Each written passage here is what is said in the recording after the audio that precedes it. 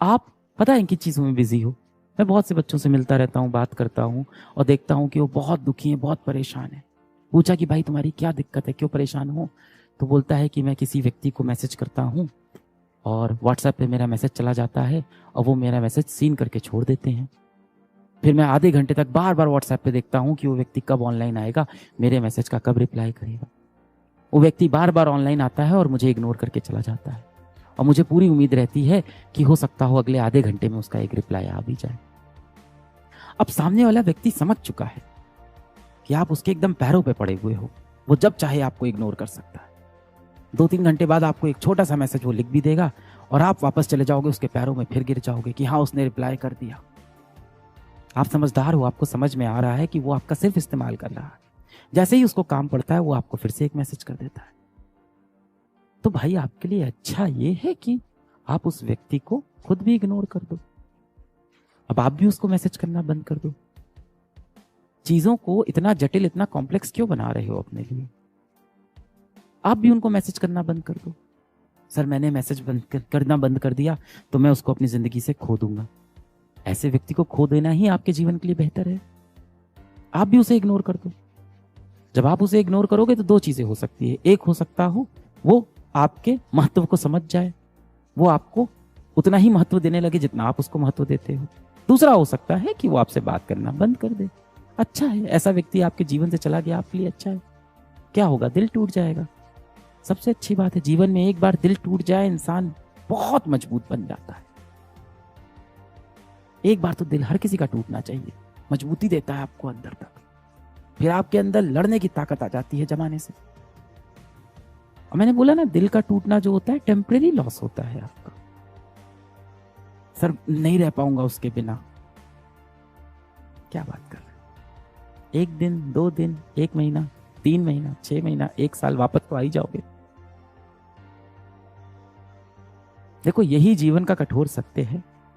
हमारे सबसे नजदीकी लोग इस दुनिया से चले जाते हैं कई बार और फिर भी हम जीवित रहते हैं।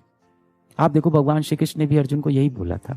महाभारत के समय भगवान श्री कृष्ण ने अर्जुन को यही बोला था कि हे अर्जुन, जिन लोगों को तू समझ रहा है कि तेरे मृत्यु के बाद ये जी नहीं पाएंगे, ये हाँ तेरे मृत्यु के बाद ये रोएंगे, दुखी रहेंगे, पर कुछ समय पश्चात ये तुझको भी भूल जाएंगे। ऐसी ही मेरी माया है, दुनिया की माया ऐसी ही। तो आपके लिए अच्छा होगा कि ऐसे लोगों से अब आप पीछा छुड़ा लो जीवन का। क्यों चीजों को इतना जटिल करना है? अगर आपको वो इग्नोर कर रहा है तो क्यों आपने मन में एक पागलपना बसा लिया है? आप बहुत होनहार थे, आपको याद है आप कितने होनहार थे? आप बचपन में कितना अच्छा कर रहे थे अपनी पढ़ाई में, अपने खेल में। हो सकता हो आप बहुत अच्छे ओरेटर थे, स्पीचेस देते थे, है ना? आप बहुत अच्छे से खुद को रखते थे, हमेशा बाल झाड़ के खुद को ग्रूम करके रखते थे। क्या हालत बना ली बेटा आपने अपनी? किस चीज के लिए? किसी एक व्यक्ति के लिए ऐसा करोगे आप? इसलिए भगवान श्री कृष्ण ने आपको ये जीवन दिया था कि एक व्यक्ति के ऊपर पूरा जीवन आप निछावर कर दोगे, वो भी उसके ऊपर जो आपको महत्व नहीं देता है। जीवन में प्रेम करना बुरी बात नहीं है, प्रेम करना बहुत अच्छी बात है। आपके जीवन में भी ऐसे कई लोग हैं जो आपको बहुत प्रेम करते हैं, जो आपसे समय समय पूछते हैं कि बेटा रात का खाना खाया कि नहीं। जब आप उनसे बोलते हो कि मम्मी 1 रोटी दे दो तो वो 2 रोटी दे देते हैं।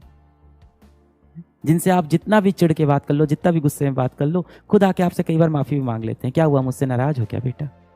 जाहिर सी बात है कि वो आपसे बेतहाशा प्रेम करते हैं। तो ऐसे लोगों से प्रेम करो ना। बात समझ में आई?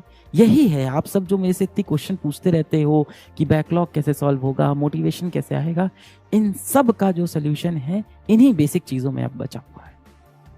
मैं यहाँ एक कोई स्ट्रेटजी लिख दूं मोटिवेट होने की, यहाँ कोई मैं मोटिवेशनल ज्ञान आपको दे दूं, उससे आप मोटिवेट हो जाओ, वो एनर्जी आपके अंदर 1-2 दिन रहेगी।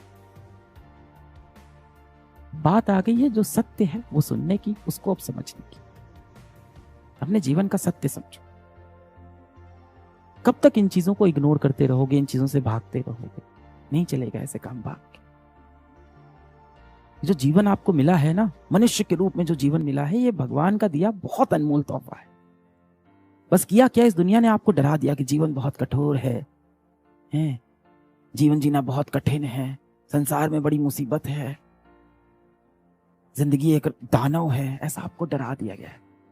जीवन बहुत खूबसूरत है, आपके लिए 1000 तोहफे लेके आपका लक्ष्य वहां पे खड़ा हुआ है, बाहें खोले हुए, आपको सिर्फ हाथ बढ़ाना है, खुद को काबिल बनाना है ताकि उस लक्ष्य के काबिल आप हो जाओ, उन तोहफों के काबिल आप हो जाओ, बस इतना है।